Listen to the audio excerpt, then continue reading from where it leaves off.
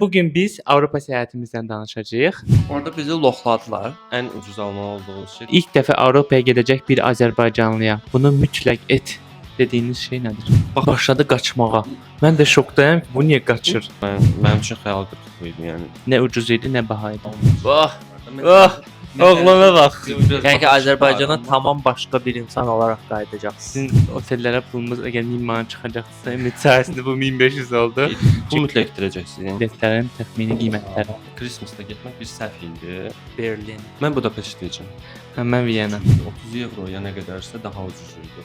Laboratoriyaya oxşayan yerindən ötürü mən hər gün bəlkə də söyürəm. Ən sevdiyin şəhər. Dedi Flixbusdan qat-qat daha yaxşıdır. Flixbusdan adı çıxdı. Aramızda ən çox pul xərcləyən kim idi? Schengen vizası üçün müraciət edənlərə verə biləcəyiniz ən qızıl məsləhət. Ən yaşamalı şəhər hansı idi? Ucuz olan nəsə var idi ki, ümumiyyətlə. Ümid üçün stresli, bizim üçün gülməli bir siyasət. Və